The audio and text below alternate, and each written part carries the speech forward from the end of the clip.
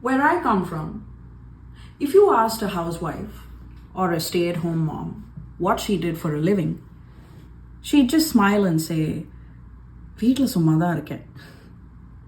Which means, oh, nothing, I'm just chilling at home.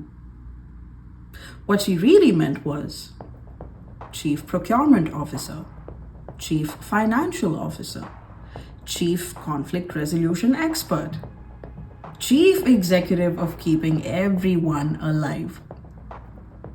It's wild how, for generations, housewives were made to believe that they weren't really working. But in reality, they were running one of the most underfunded, overperforming startups in history. Welcome to another episode of Deep Down. And deep down, this is how I feel.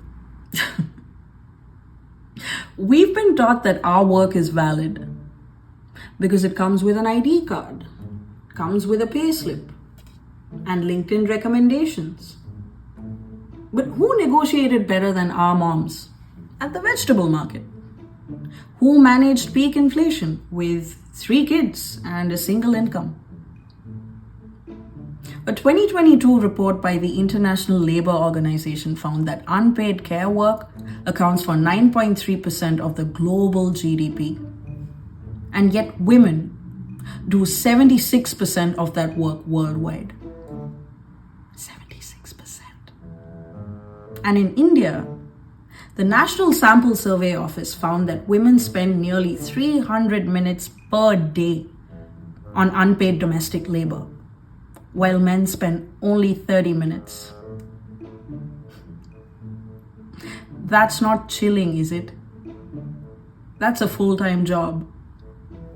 Without the salary, without the promotions, without the credit, and without the smoke break. Now, let's imagine your mom ran a startup, okay? Stay with me. Budgeting, she forecasted monthly spends without any financial softwares, apps, tools, just instinct.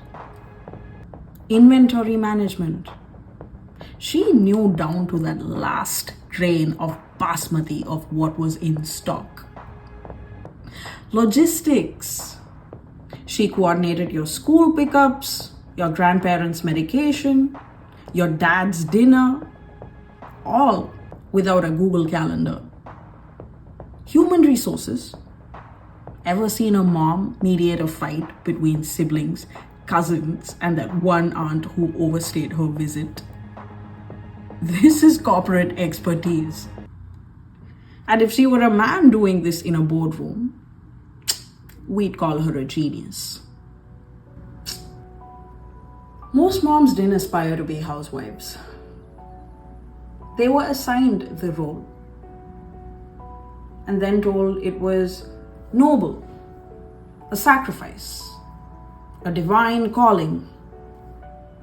But ask yourself this: if being a housewife was really that noble, why didn't the men ever volunteer? I don't think these were choices. They were gendered defaults, roles designed to keep women inside, unpaid, unseen, and somehow always positioned as morally superior for doing the work that the men refuse to do.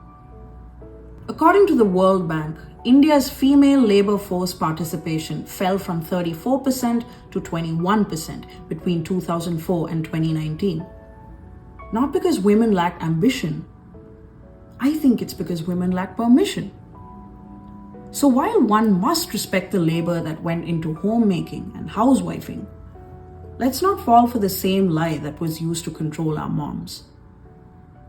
Nobility was never the point. Control was. Well, at least the corporate world's catching up to what our moms knew all along.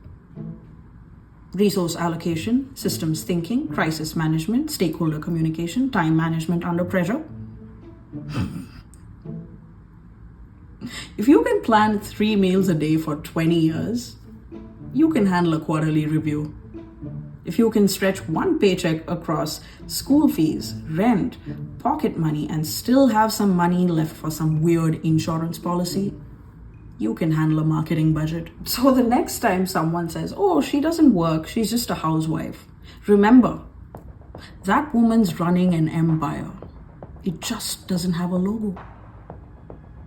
And if our moms could have done all of this with no paid leave, no salaries, no recognition, imagine what they could have done if society had actually let them fly.